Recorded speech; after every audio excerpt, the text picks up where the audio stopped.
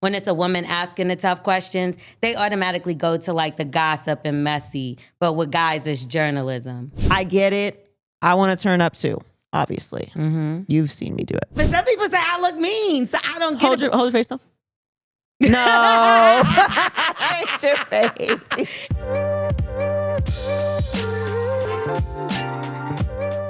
Hey guys, welcome to Too Personal. I'm Joy Taylor. Thanks so much for joining us this week. We have a very exciting guest. L'Oreal is on the show today. She's an incredible host, media personality, and recording artist. She hosts the Morning Hustle radio show, as well as Listen to Black Women from Madame Noir and Live Wire from Hip Hop Wired. So she's all over the media space, and we have a great chat about media, about politics, and lots of other issues, and we will get to that later. And of course, we will talk to you on Never Too Personal. If you want to be a part of the show, toopersonalpodcast@gmail.com, or you can DM us at Too Personal Show on Instagram. Of course, if you haven't already, make sure you hit subscribe. But before we get to L'Oreal, we have to talk about children. So I've talked about this before, but if you don't know this about me, I do not want to have children. I have never been pregnant, and I have never wanted to have children. I've made the concession at different points in my life that I would have to have children because the partner that I was with at the time wanted to have kids. Thankfully, that did not happen, and my life is by design childless.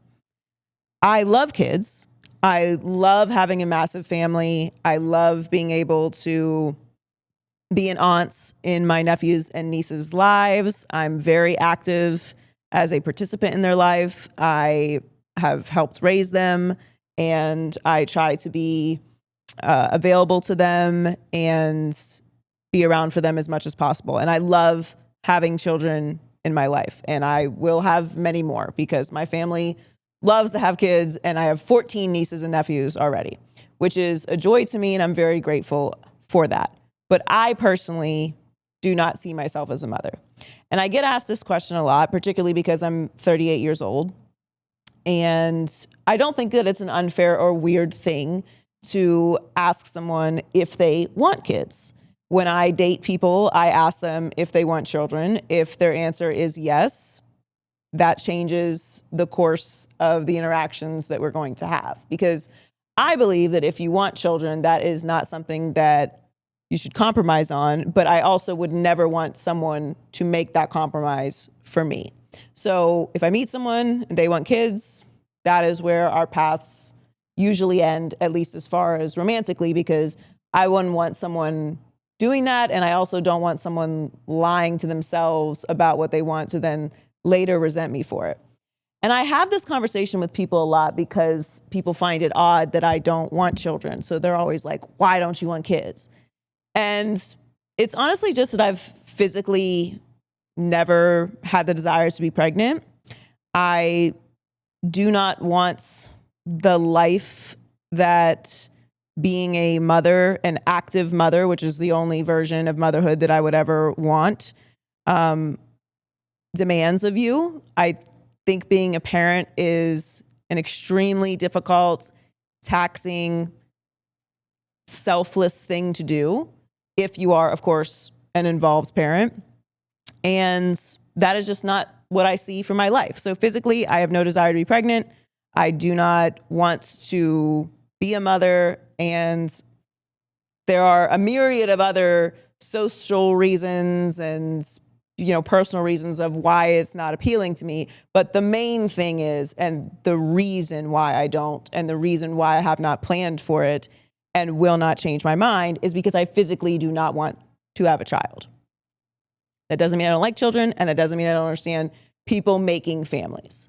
But what I'm running into recently at this point in my life is men who want to make a child, but they're not talking about building a family.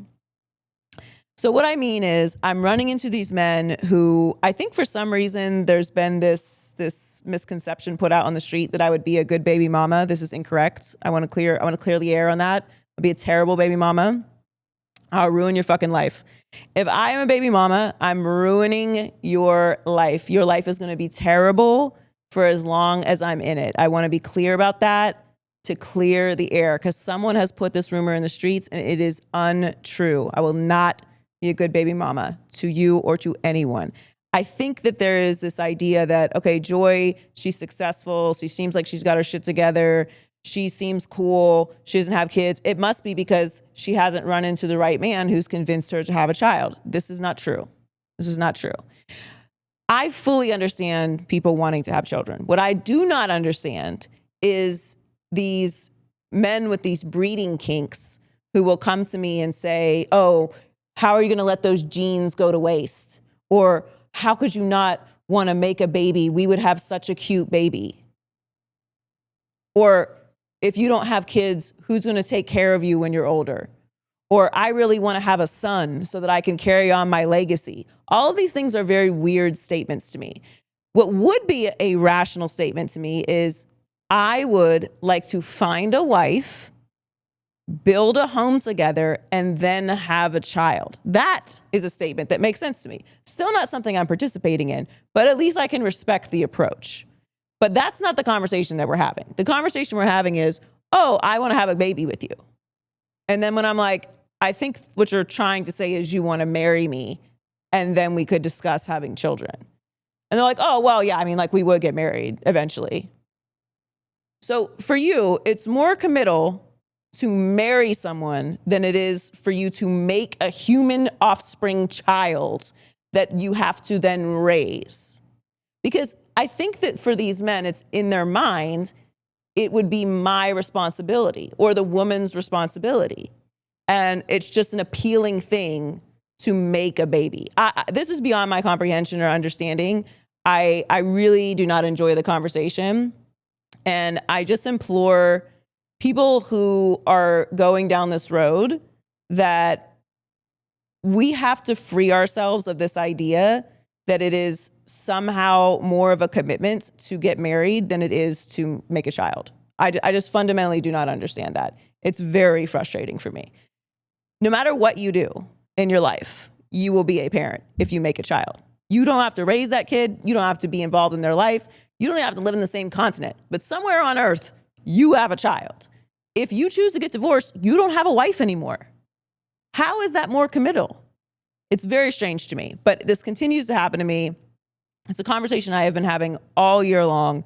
I think it's maybe because of my age. I don't know. But I think it's a wonderful, amazing, normal thing to want to have a child. I also think it's completely normal not to want to have a child.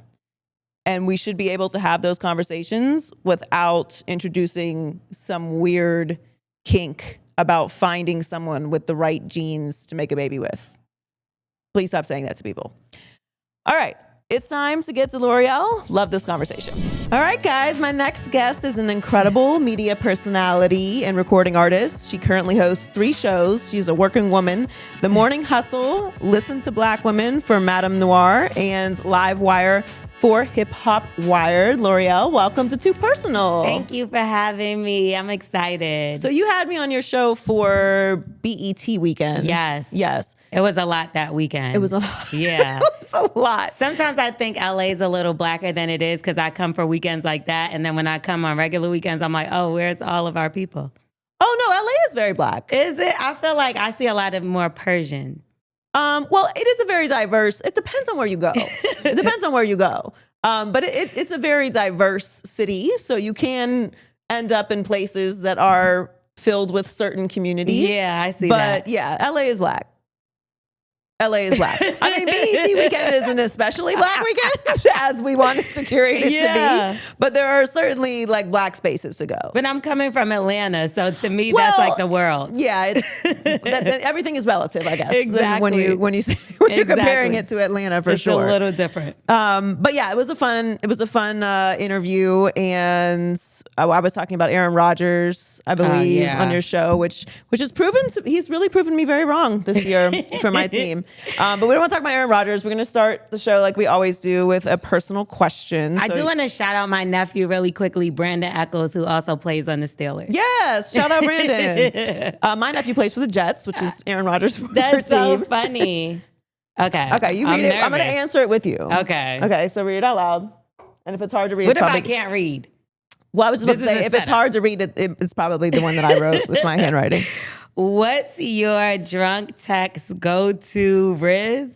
I'm old, so I don't know the new slang. What does that mean? So, like, when you're drunk texting, like, what's your go-to flirt move? So when I'm drunk, I try to throw my phone in the river because I always feel so ashamed the next day that I want to kill myself. Like I'm one of those drunk texts. I drunk text the very wrong person that I shouldn't drunk text. But what's your move? So what? I don't have one. I don't have game. Like I'm not really good at that. I promise you, I'll just hit them like, you up? Like, Girl, no, you do not. I promise you, I'm so I mean, lame. as a woman, you really don't need more than you up. Yeah, that's a very effective move. I won't act like that's not in my arsenal. Yeah, because like give me something because now I feel a little bit whack. Like, dude, does everybody have like a certain amount of things they say and I'm just the only one? Well, listen, okay, this is me. This is my normal drunk I can't wait to hear this. process. I'm so excited. Most people who are in the room behind the camera right now are laughing because they already know what I'm about to say. I am going to drop FaceTime call someone. And if they don't answer, I'm going to call them. And not a man, like my friends. Probably 500 times. Okay, 500 is crazy. No, Because I mean, I'm exaggerating, but I'm going to do it like 20 times until they answer. So and if they I don't do. answer, I'm moving on to the next friend until someone answers. And with men, I just get very, very lovey. Ah, that's really sweet, Joy. It's not because I don't You don't mean necessarily it. mean it. You don't mean it. What some of them I do. So you're a liar.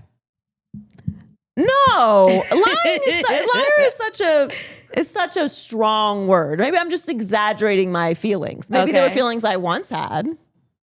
But they're coming out of somewhere because they say what? Drunk mind, sober thought. That I don't believe in that. I do. I don't. You believe what you say when you're drunk is what you feel and believe when you're sober? Yes, because there's people that still don't speak to me today because of things I said to them when I was drunk. Oh, and I really are you meant, a mean drunk? Did you do something to me ever? Like, that's what I mean. Like, if I'm suppressing a feeling, when I get real drunk, it's probably gonna come out. So, like, I promise you, there's one particular person I could think of that I said something to them when I was drunk. And I know how I feel about them deep down inside, but they won't tell me to this day what I said about them. What and did you I say? believe it was some bullshit.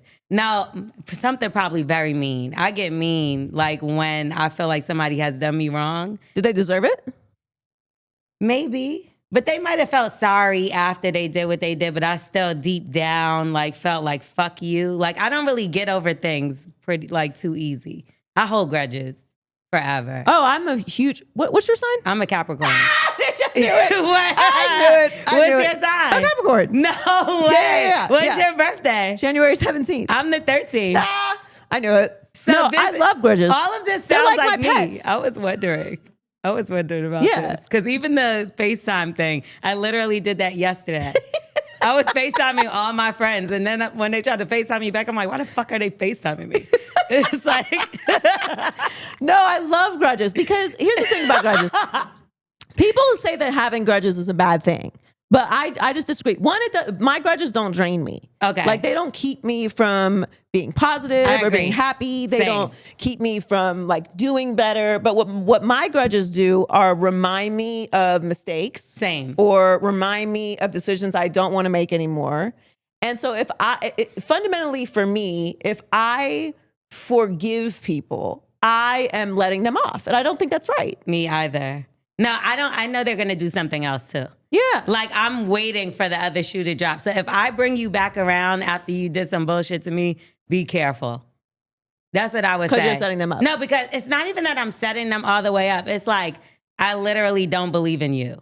So it's like you might be around just because I'm like, well, God wants this. For some reason, this person keeps coming, so he wants me to learn a lesson more or something. I promise you, but I do feel like the people you let back around will go harder for you if they like did something wrong to you. And they didn't mean to. If they didn't mean to, but sometimes that's just their character. So they're going to do something again. So this has been an ongoing thing for me for most of my life. And I've made the decision to shift and it's hard for us to Yeah. do that. I've made the decision to shift today, actually. Oh. Because I've been trying to find a way. I'm really bad with boundaries. And I am, even though I'm, saying I hold grudges and stuff, I do give people lots of chances. You literally sound like my twin. This is scaring me. We are twin. Yeah. I give people lots of chances. Yes, me too. So that when I'm done, I don't feel nothing for you. I have drains all of my life energy to give you, and I just can't be that way anymore. I feel like I don't have to say anything. I'm just gonna let you talk for us. I have to start, like, you get one chance. You Yeah. get one chance. And even if it kills me in my nature to cut you off after the one thing, it's what I have to do, because people keep playing in my fucking face. Yes. Like, I won't stab you. And it is eventually I'm going Right. to run to the end of my rope. Like, Right. the fact that I haven't stabbed anyone this year is nothing short of a goddamn miracle. So I can't keep putting myself in a position for people to keep playing in my fucking face. Because like we like to help people. Yes. So stupid. Like, I don't know why. Like, and we keep doing it. And like my friends will come to me and be like, you gotta let people earn. And I'm like, I see the potential in this person. And sure enough, they're gonna do something again and again. But you know what? It's like the straw that broke the camel's back. Cause they might do shit that I don't cut them off for, but it'd be the stupidest thing that makes me ultimately cut them off. And they're like, I didn't even do anything that bad. And it's like, bitch, it piled up. Like, it was a pile of shit. And then you put a torch to it. And now we're done. So it's like, I do feel like we do give a lot of chances. Done is done, though. I'm talking about, like, there's no fucking way I can ever like you again or anything once I really finally cut you off. And it takes a lot. It takes a lot. So the boundary thing, I feel like, is what I'm learning right now. I'm putting up a lot of boundaries lately. And I'm, like, finding myself being by myself. Because I'm like, nobody likes a boundary now. It's like... Well, you know what? I saw this thread. I wish I could remember who said it today, but it was like, you really find out who people are when you don't give them what they want. Mm-hmm. And I really felt that, because everything you're saying is exactly how people are with me. Yeah. And what I've found is, because it's like the straw that broke the camel's back, Yeah. those people get angry that I've cut them off, and then they want to, like, turn on me. Yes. Like, hold up, bitch. Yeah. I let you, remember that body that I let you bury in my Yeah. backyard and didn't I'm say telling nothing? you. And now you turn on me. Like, I should have let you cook then. And No, the they'll 50 hate fucking you. times before it. And you're mad because I finally stopped dealing with your bullshit, and now I'm the enemy? No, that's not what it is. You know what it is? The resentment is that they can't be around anymore.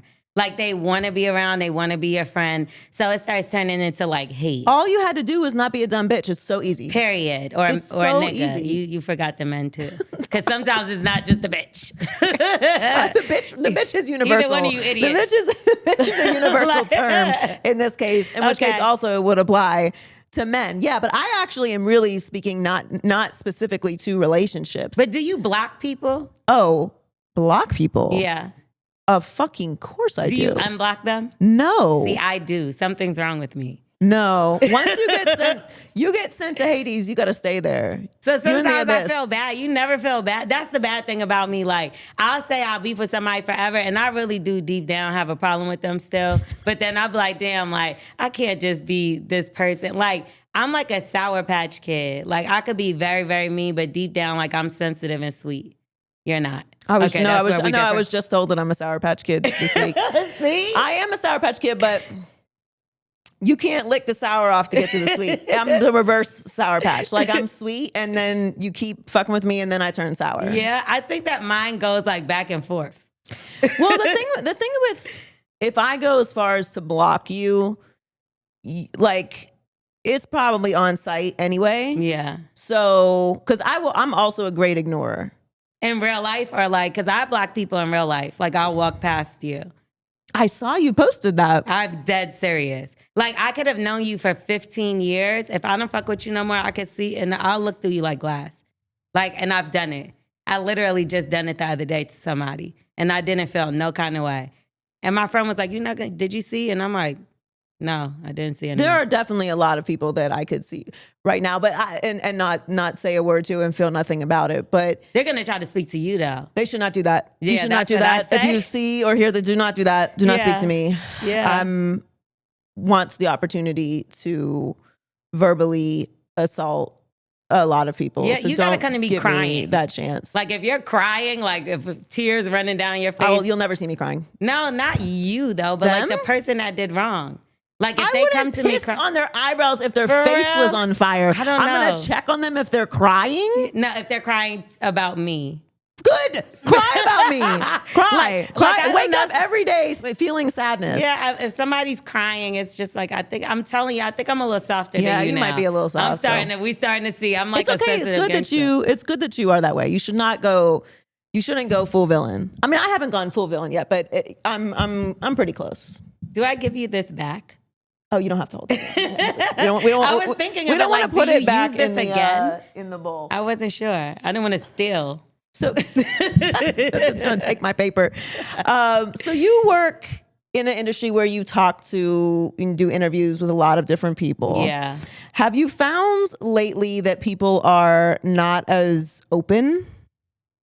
I think that with me, there's like a reputation that some people just automatically think, unless you really know me, or like she's cool, she's gonna we're gonna have a fun interview. Cause I like to laugh and joke a lot.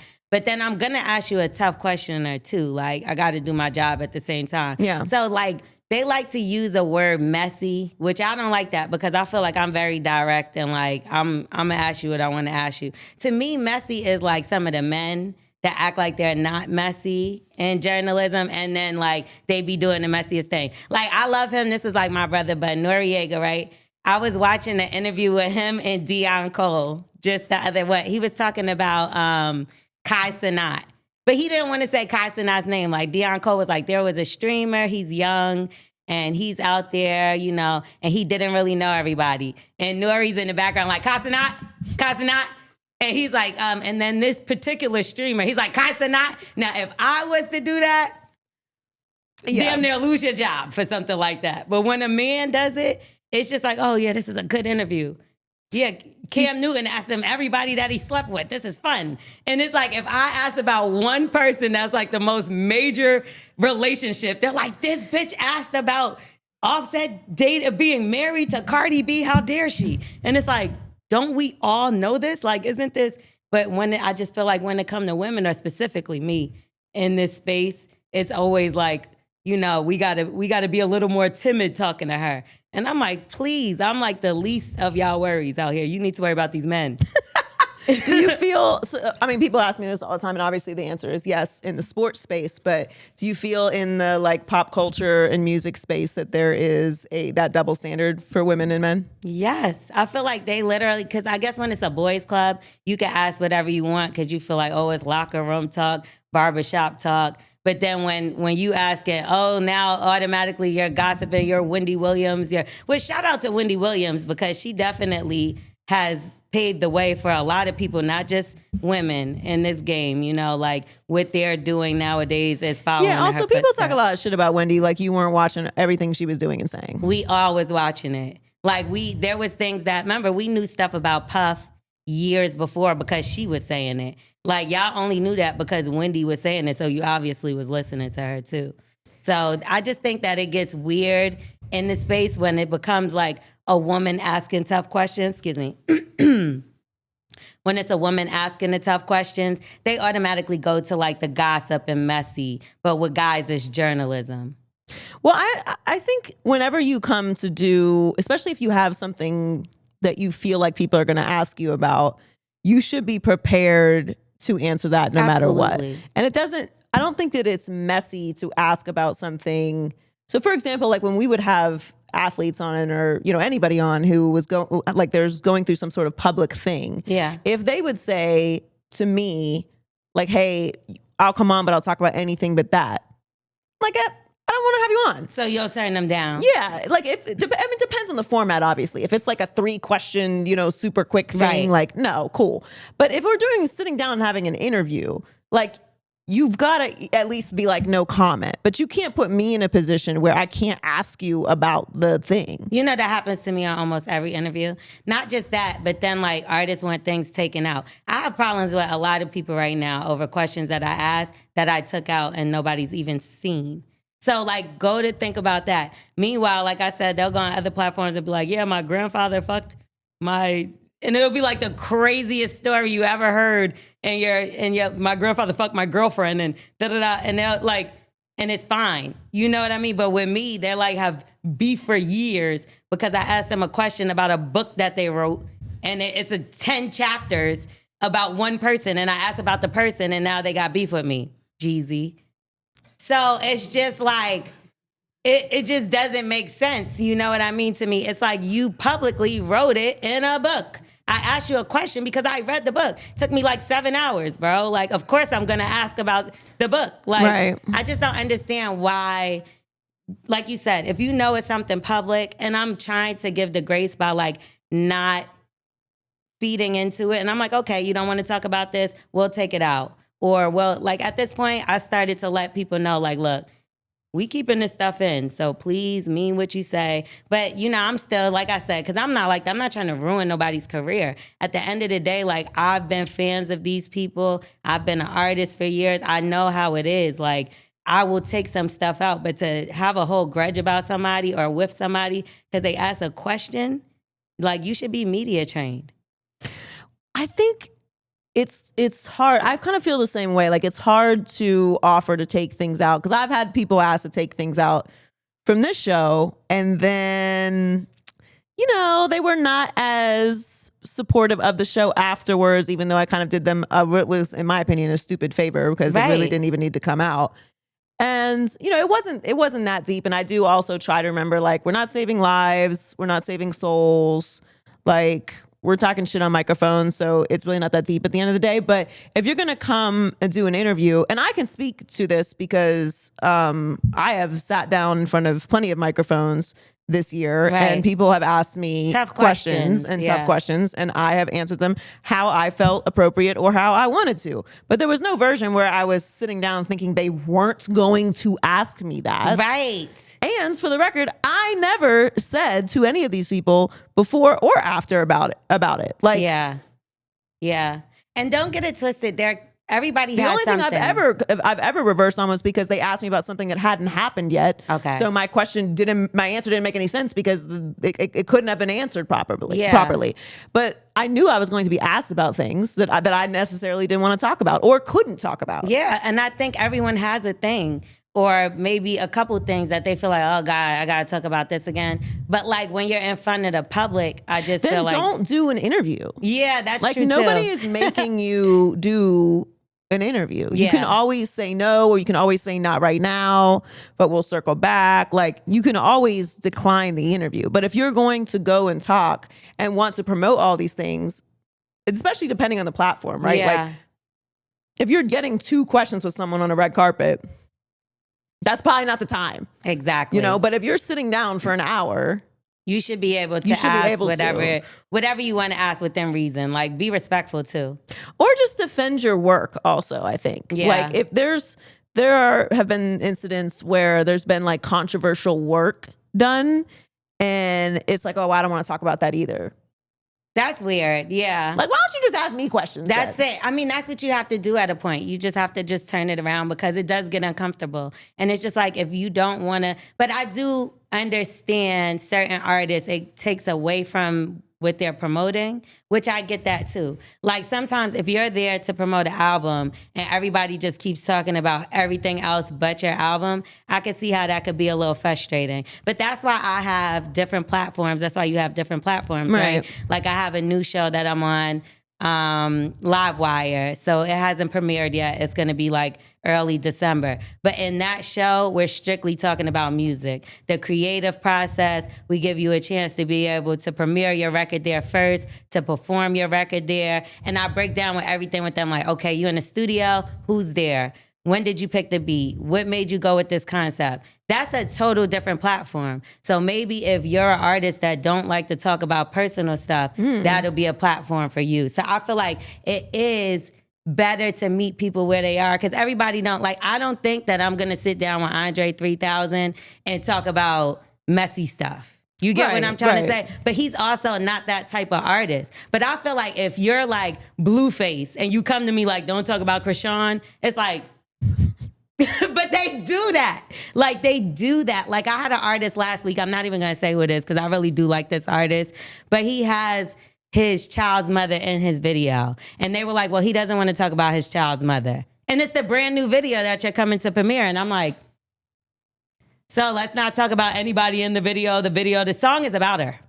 And I'm like, all right, so how do I do this? But then I pivot and just find another way. And it still ends up going viral. Like it ended up going viral. So it works out. But I think also it's the level of respect from the artist. If we have a relationship, if I met you before, if we've done things before, we've interviewed before, we have no problems. Like, obviously, they're going to let me ask a little more questions, too. But some people, when they go off that narrative, they just, instead of trying to get to know you, like, I've been promoting a lot of these people's album with nobody asking me to.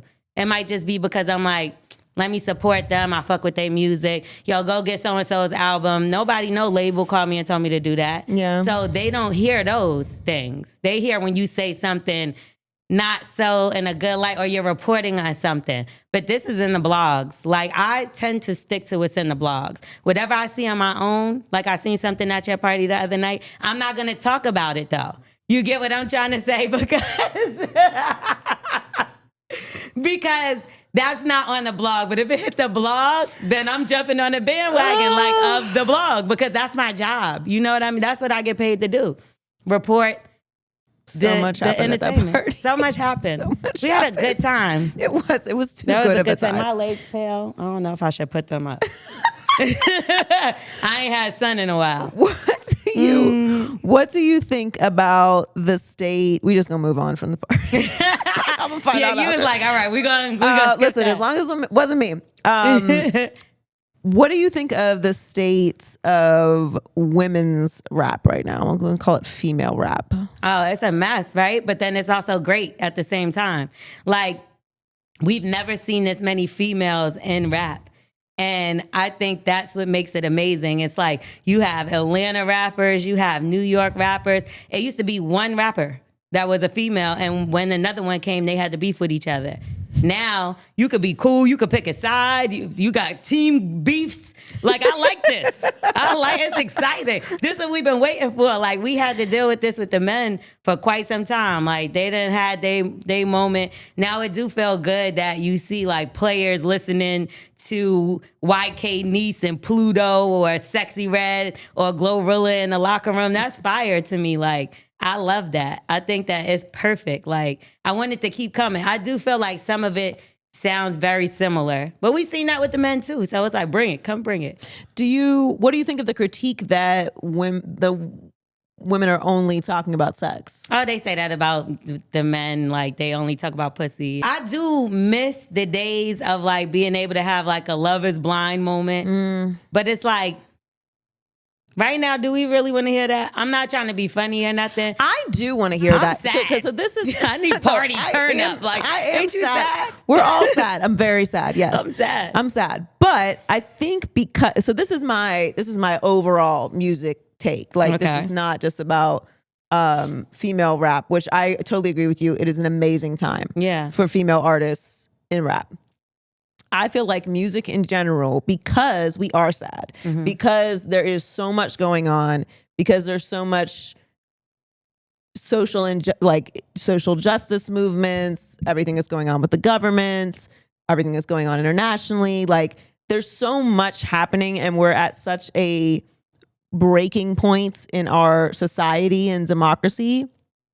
And I don't necessarily know that we have the artists to properly contextualize and galvanize people in this moment. So you think we need like a Fight the Power record? I do. But I just feel like this at different time. It is, but that's why I think it's essential. Like, I think each time, each era has had their mess, right?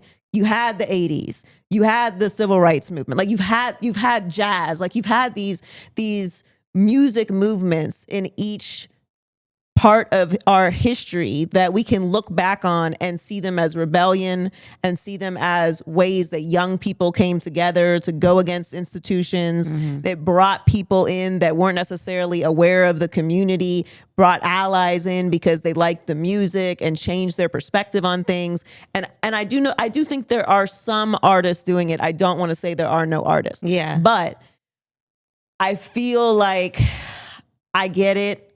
I want to turn up too, obviously. You've seen me do it. Yeah, we do. We all do it. And we need to, right? We need that release, of course. But I also think, especially for young people, we need somebody's to be serious. I can see that. I can see you saying that. I just think that nowadays it's changed from being in the message to them being out and doing things in the streets. You get what I'm saying? So I do feel like the reason why right now I respect what NBA YoungBoy's doing, but at the same time I'll be like, come on, NBA YoungBoy. Like he does something great and then he'll do something to like go against the great. And what I mean by that is I know some of it has to do with a program he has to do, but he is going place to place and doing the put the guns down drives and stuff like that. He's going into these communities.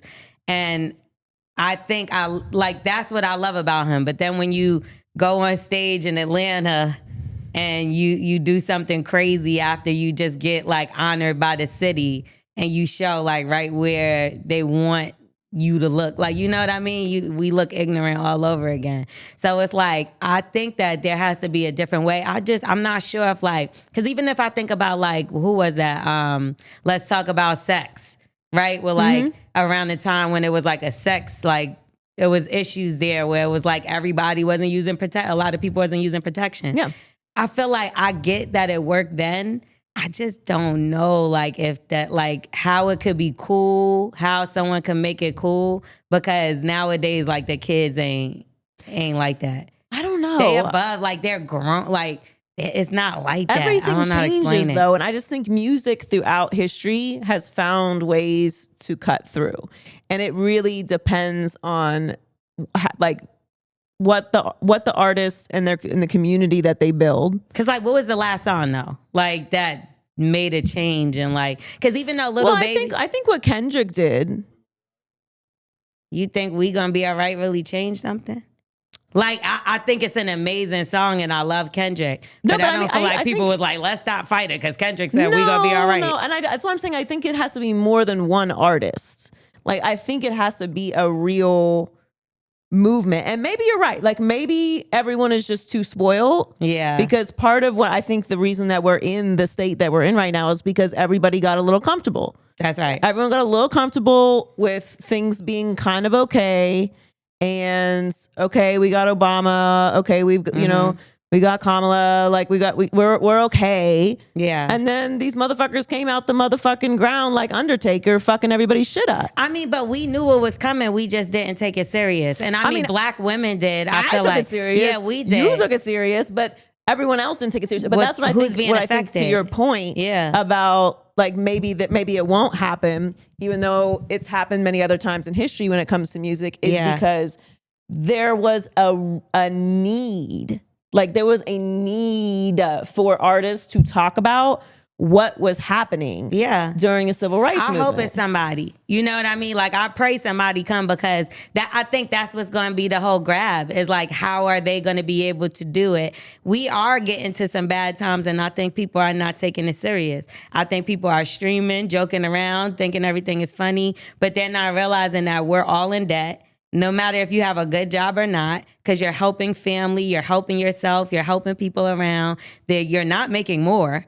Even if you do, you're spending so much more that it's not balancing out. So it has to be a change. But think about it. Like, I remember back in the day, we could talk about Jesse Jackson, Reverend Al Sharpton. We don't have, I could say Tamika Mallory. I could say Stacey Abrams. Like, we had her on our latest episode of Listen to Black Women. But it's like, if I do a clip where I'm talking about who Stacey Abrams is sleeping with, that's going to go super viral. But we had a moment on there that everybody needs to pay attention to and listen to. And it don't have that many views. But I promise you, the moment I have another clip with her that's going to drop, it's going to make it go crazy. But that's because I question, are black men going out and voting? And the reason why I did that is because I canvassed in Durham, in the straight hood, in Atlanta. I was with Killer Mike. I was with Mobilize Justice. Shout out to them. But I was going door to door in the projects, knocking on doors like, yo, please, we need to go out and vote. And a lot of the people there were saying like, our vote don't count. Like, they don't care about us. No matter what we do, it's going to be the same outcome, right? And now what's happening? SNAP benefits that don't affect me. I'm not on SNAP. That's affecting the people that just finished telling me that it doesn't affect them. You know what I mean? I don't think they really understood, because any other time it didn't affect them that greatly. They still was going to be poor and in the hood. You know what I mean? But now you're poor in the hood and hungry, and maybe losing your housing because he's trying to get rid of that too. We didn't take this stuff serious, and now we are dealing with it, but not even to the great capacity. It's going to be way worse. This is year 1. This is the first year. So it's like, we need a song, a prayer, a leader. We need the Black Panthers to come back. Like, we need it all. We need it all. We need the White Panthers at this point. I don't know. I'm telling you, we need help. What's his name? White Wolf or something? Yo, we need all of it. You get what I'm saying? Because we didn't take it that serious. Well, yes. Did you read Project 2025? I don't like using I weed. didn't. I ain't gonna lie. I didn't read it. Did we really take it serious? I didn't vote for him, but did we really take it that serious? I don't think anybody took it that serious. Yeah, we in trouble. And they continue to not take it seriously. And it frustrates me when you say that people don't vote, because to me, everything that's happening right now was plans, right? Like, the education system has been deteriorating for years on purpose. People can't read. People's attention spans are shorter and shorter. I mean, we don't have the same TikTok that there are in other countries, because other countries value education and they don't want their people joking and dancing on our TikTok. Their TikTok is educational. And also, people who have no background in what they're talking about whatsoever, ranting and raving and starting whole movements based off of nothing. And it's all designed to make us dumb. Well, make y'all dumb, because I'm not dumb. Yeah. And I could be dumb if I leaned into it, but I actively want to be educated in things. And I don't know everything. I know a whole lot about a very, very, very little amount. Yeah. And I'm very willing to listen and learn more whenever real facts and information are put in front of me. But we're in a post-truth society. And what I really believe, unfortunately, is that people have to literally suffer. Yeah. Like, we are too comfortable, and people have to suffer in order to understand that these things have consequences, that we can absolutely slip into a dictatorship. It happens all over the world, all the time. People's governments flip, influences and billionaires control everything. We're not too big to fail in that way. And it can get horrific. And motherfuckers kill each other. Human beings are horrible. Yeah. We are horrible to each other. Yeah, super we are bad. absolutely super bad. Like, read any book ever. We are really bad to each other. It can absolutely get that bad. And it's just this apathy of, like you said, like, this doesn't affect us. Like, no, it doesn't affect us until you can't vote. Go like this, sister. I know my head was itching. Sorry. I just it's good. Okay, perfect. Yeah. So I feel you. No, it's just, when your back is against the wall, 9 times out of 10, that's when you really do fight the hardest. So it probably is going to get worse before it gets any better. But we've always had it bad, and we're always the one affected. And that's why. But that's why we always took it serious and we voted. And by we were talking about Black women. And FYI, we did get out and vote. Black men did get out and vote as well. But we needed everybody. But not as much. Yeah, we needed every single body. They didn't like her laugh. Yeah, it was a little annoying. I still voted for her. I read this though, and this I really need to start taking screenshots of stuff so I can give people credit. But they basically said, like, Republicans care about winning, so they don't care if their candidate is the worst person that ever lived. They'll stick together. They're gonna vote for their candidate. Yeah, Democrats are like, him. I don't like her laugh. It's too much. Yeah. I don't like her husband. Shit, that doesn't matter. I don't like what she did as the vice president for Israel, as the vice president. And no, nothing.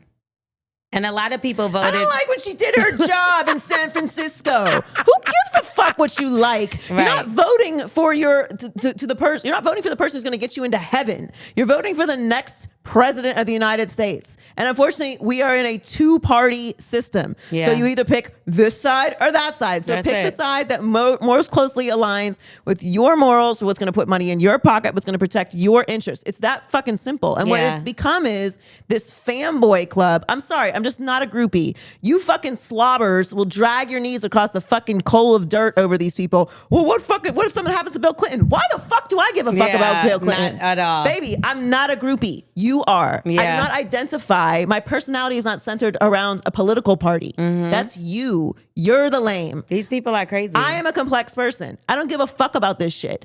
Who is going to most closely align with what I want in the future? Period. I don't give a fuck if I like their hair or their fucking shoes. Right. What are you talking about, I mean, you losers? It's insane. I remember being stuck in the house, right? Because this is what this guy did. I remember losing money out my paycheck because we were in the middle of a pandemic and nobody knew the fate of what was going to happen. And I know that was all underneath the Trump administration. And there was no way that you want to talk about annoying.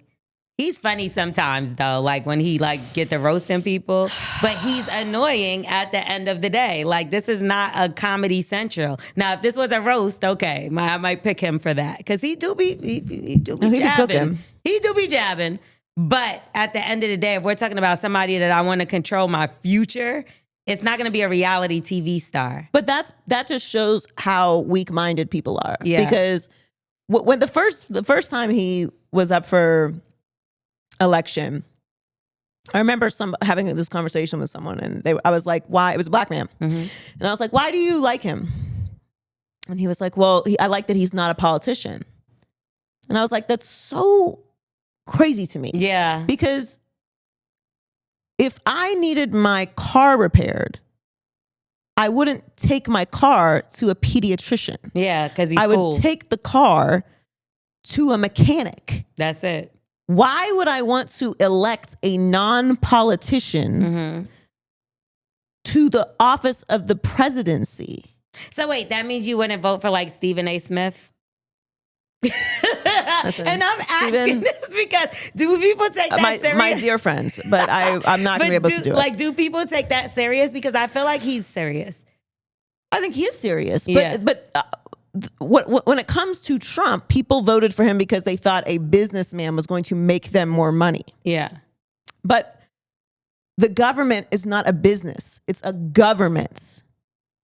It's not the same thing. And the first time around, when it was a failure, people did not register it as the failure that it was because somehow we managed to put everything back together somewhat and put the Joe tape Biden and the duct tape. was able to do that. Look, for the next 3 hours, I could talk about all of the failures of all of these parties. But at the end of the day, he got us at the house. I say that much. And we were prisoners in our own home. We were stuck inside.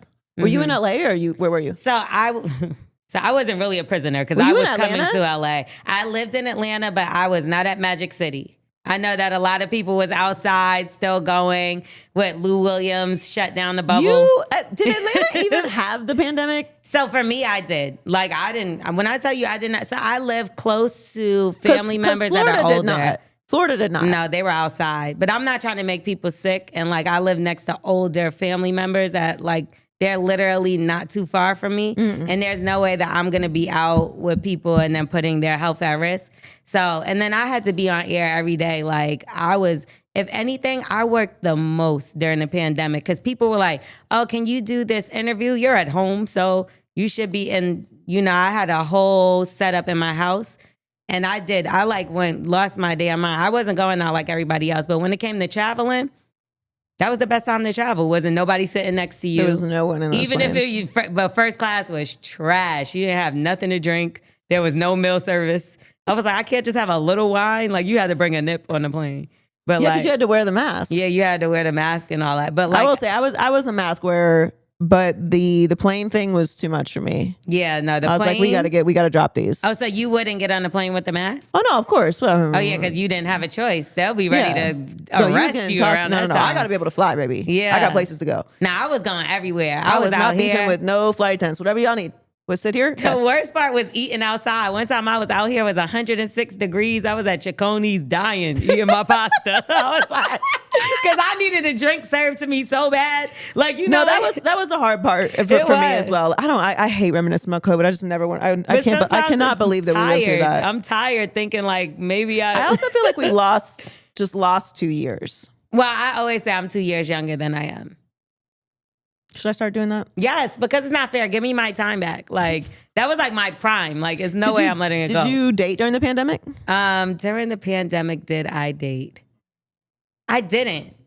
At all? I made some terrible decisions during the pandemic. Oh my God, that's why I didn't. I've forgiven myself. It was the pandemic. I was not in my right mind. Girl, I thought I could sing. I can't be held accountable for that. Oh my God, did you put out a single? I recorded, it's one of the most embarrassing moments of my life. I recorded myself singing Fleetwood Mac and on my phone. And I sent it to my girlfriends as a voice note. And I was like, I don't know, guys. I think I got this. Might be able to sing. And they all at once were like, it's time for you to go for a walk. Have you tasted fresh air today? You need to go for a walk. No, I did everything. I was video editing. I was like, I figured out I wanted to learn Spanish. Like I was trying everything. Like I didn't learn anything though. I cannot sing, which I already knew. Work. I already knew that. I kind of want to see the video.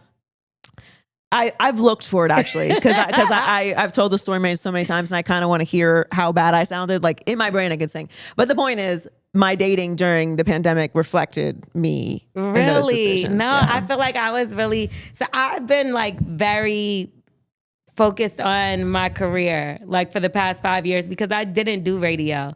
Like I was an artist. That was what I was focused on, and then like something changed and I had to like change everything. And I started like helping with my friend with her podcast or whatever I was producing first.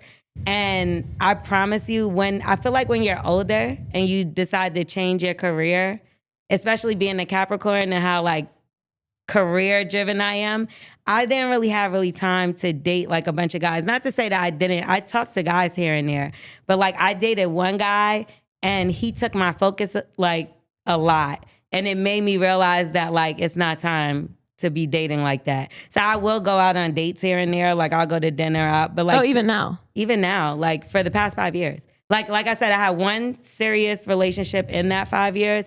But, like, outside of that, it's like catch me if you can. Because my schedule's crazy. I do the morning show. So I wake up at 4 a.m. Mm-hmm. And then I do other things. And I help everybody. So, like... Sometimes I get 2 hours of sleep a day. I do not want nobody in my face in the 2 hours. You think like I talk for a living. You think I want to go home and talk? I just need it is a thing that it's a very difficult part of this job when you have a partner or you're dating someone for them to understand that when you get home, you don't want to talk. Yeah, I don't want to talk at all. I don't want to say nothing. Word. I don't want to. It's like bad. You got to catch me on the phone in the car on the way home when I want to talk. When I want to talk, because the second that car hits park, I'm not saying words for the rest of the night. And like I will look at you, call. Me too. I do that all the time because I'm Jane. And like sometimes I think that my moment is on the plane because I'm like, oh, I'm gonna be on the plane. I got 4 or 5 hours to myself, and I be so happy, and it never fucking fails. I don't care if it's the flight attendant, the motherfucker next to me. They always talk to me the whole fucking flight. I can have AirPods. It could be an old white man, a young, it don't matter. It could be an Asian person that barely speaks English. They're talking to me. And I'm like, I must have a talk to me face. Yeah, you gotta work on your bitch face. I be trying, but some people say I look mean, so I don't get it. Hold your face though. No. It's your face. It's something about me that look friendly. I'm not gonna lie. Yeah, because I do my best to not look friendly. But I also short talk people. And listen, you can always say hello to me. I'm gonna say hello, but we're not talking the whole flight. Don't say hello to me because we be talking the whole time. Like, please don't. Do you ask follow-up questions? No, I just don't like to be mean because every time somebody say, like, I'm just not mean. Like, and it's so you weird. You don't have to be mean. But they be looking desperate for like a conversation. I know that they see, they we like, different. You know, my wife said. You like a rising Cancer or some shit. No, you know it's crazy. One time I was coming from Paris. This is sick. And the guy was sitting next to me. I was in first class. And his wife was sitting behind. This motherfucker starts showing me pictures from his trip. I swear to God. This is how much people talk to me. Mind you, we just came from the same place. Here's the Eiffel Tower. I was like, here's a croissant. yeah, exactly. And I'm like, Oh, chocolat. that's nice. He was like, and then we met this person here. And then I'm like, yo, talk to your wife, bro. Do y'all want to switch? CC's like, no, I've been talking to her all week. I'm like, well, now why is it my turn? This is my nightmare, but this just doesn't happen to me. I worked so hard on my fuck off face that it's not that I want you to fuck off, but I just don't want to talk to you. I'll have AirPods in and everything, and they will talk to me through the AirPods. That's crazy. It's never do you fails. get the cans? Do you have the cans? No, but I'll get those need if to that get works those. better. I promise Yeah. you they're still going to talk to me. It's sickening. It's never, when I tell you never fails, ever. You got to get on with the rap and the. So okay, I plugged this to everyone. I'm not going to gatekeep. It's called the Pluto helmet. I got it off TikTok, and I don't buy a lot of things on TikTok Okay. because that's It's shameful. a ripoff. Yeah. But this is amazing, and it's like a hood and the neck wrap thing. So you can just like walk in with the hood, and as soon as you sit down, just boop, and then all they can see is your little mouth. Well, I feel like that's suffocating yourself. No, That's a it's lot. nice. It's like a little bubble. It doesn't touch your face. For real? It's the best thing I've ever purchased. So maybe they won't What's talk it to you called then. again? The Pluto helmet, Pluto hood, Have y'all seen this thing? Pluto pod. I've never heard of this or seen anybody with that on. You look insane, but it's the best purchase I've probably ever made. As someone who travels a lot, you'll probably see me on a plane with this helmet thing on. I want it now. This was great. This was great. Thank you so much for coming down. Thank you can follow L'Oreal on Instagram at starring L'Oreal, spelled Starring. I hit myself in the face, so that's not good. Okay. It was supposed to go like that. And you can catch her on Morning Hustle on your Yes. local radio station and all audio platforms. You can also find her hosting Listen to Black Women by Madame Noir and Live Wire from Hip Hop Wired. And when does Live Wire come out? Oh, December. I'm so excited about it. The new season of Listen to Black Women. We dropped one episode just this past week. We are dropping the full season in 2 weeks. So I'm so excited about that. MadameNoir.com, hiphopwire.com, and Morning Hustle. I'm syndicated in 43 markets, so in a city near you. Amazing. Yes. A star. Thank you for having me. Thank you for coming. I love everything you do. Thank you. Keep standing up for your damn self. Don't let them I don't like when people talk about you. I'll be ready to go. They are going to keep doing that. Okay. Did you like my BBL though? It was good though. You're so You've been looking good in the gym, girl. Thank you. Thank you. And you killed it for Halloween. Thank you. You too. You too. Thank you for coming. Thank you for having And now I got to me. ask you what happened. That's me being messy. Thanks for coming, babe. All right. Love talking to L'Oreal. Make sure you go check out her show, The Morning Hustle, Listen to Black Women, and Live Wire from Hip Hop Wired. It's time for Never Too Personal. If you want to be a part of the show, toopersonalpodcast@gmail.com, or you can DM us at toopersonalshow on Instagram. This question is, what's the craziest thing you've found while snooping in a partner's phone or home? I found an open box of condoms in the trunk of his car.